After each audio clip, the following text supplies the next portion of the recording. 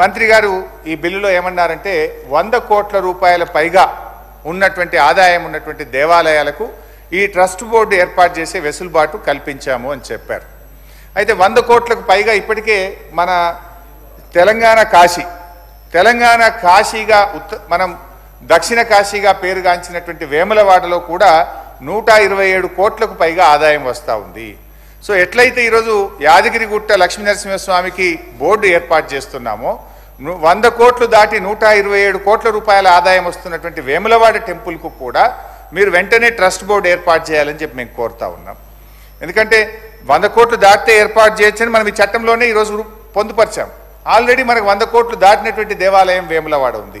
So దానికి కూడా ఈ తరహాలో ట్రస్ట్ బోర్డు ఏర్పాటు చేయాలని చెప్పి నేను మీ ద్వారా గౌరవ మంత్రి గారిని కోరుతా ఉన్నాం. ఈరోజు ఈ దేవాలయం ఇంత అద్భుతంగా అభివృద్ధి జరిగిందంటే సరే మాకు మేము చెప్పుకోవాల్సిన అవసరం లేదు అధ్యక్ష. కేసీఆర్ గారు చేసిన అభివృద్ధికి ఇవాళ ఆ దేవాలయానికి పెరిగిన భక్తుల సంఖ్య పెరిగిన ఆదాయమే బీఆర్ఎస్ ప్రభుత్వం కేసీఆర్ గారు చేసిన కృషికి నిదర్శనమని చెప్పుకోవచ్చు అధ్యక్ష. దాదాపు రోజు 50,000 మంది భక్తులు వస్తున్నారు. దాదాపు 250 కోట్ల ఆదాయం ప్రతి సంవత్సరం ఆ దేవాలయానికి వస్తుంది.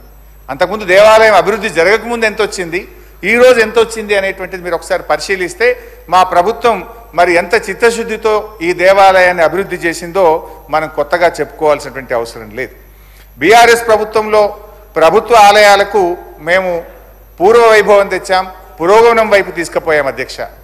దురదృష్టం ఏంటంటే 15 నెలల కాంగ్రెస్ పాలనలో దేవాలయాల అభివృద్ధి పూర్తిగా తిరోగమనం పట్టింది. ఎందుకో ఏమో ఆర్థిక శాఖ నుంచి దేవాదాయ శాఖకు నిధులు విడుదల కావడం లేదు. అసలు ఎక్కడికక్కడ పనులు ఆగిపోయినటువంటి పరిస్థితి ఉంది అధ్యక్ష. గత చరిత్ర కూడా చూస్తే అధ్యక్ష, గతంలో ఎప్పుడైనా దేవాలయాల నిధులు రాష్ట్ర ప్రభుత్వాలు అభివృద్ధి కోసం వాడుకున్నటువంటి చరిత్ర ఈ రాష్ట్రంలో ఉంది. ఏ రాష్ట్ర ప్రభుత్వం కూడా ప్రభుత్వ నిధులు దేవాలయాలకు ఇచ్చిన పాపాన పోలేదు.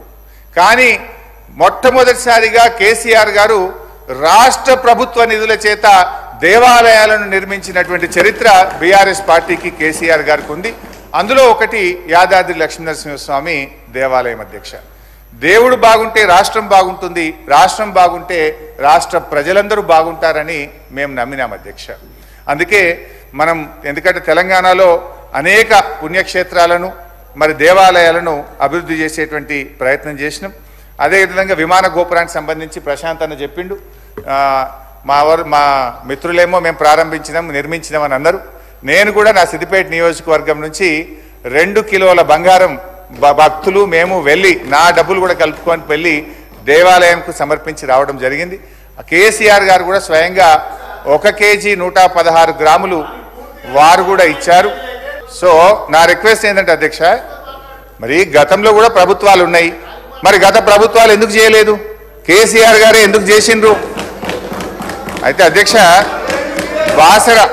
బాసర దేవాలయానికి 50 కోట్ల రూపాయలు, భద్రాద్రి రామాలయంకు 50 కోట్లు, ధర్మపురి లక్ష్మీనరసింహస్వామి ఆలయానికి 50 కోట్లు, వేములవాడ రాజరాజేశ్వర స్వామి ఆలయానికి 70 కోట్ల రూపాయలతో అభివృద్ధి చేయడం జరిగింది అధ్యక్ష.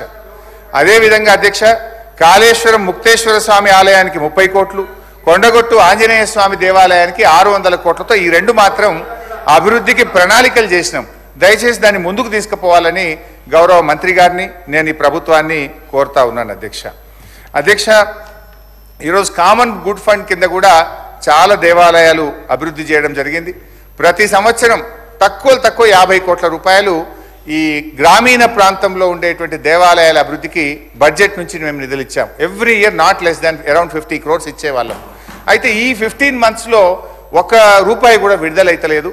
మరి గతంలో CGFలో శాంక్షన్ అయినటువంటి టెంపుల్స్ను డెవలప్ చేయడానికి కూడా ప్రయత్నం చేయాలి, వాటికి టెండర్లు పిలవాలి, ఆ పనులను ముందుకు తీసుకుని పోవాలని చెప్పి మీ ద్వారా నేను గౌరవ మంత్రి గారిని కోరుతా ఉన్నా.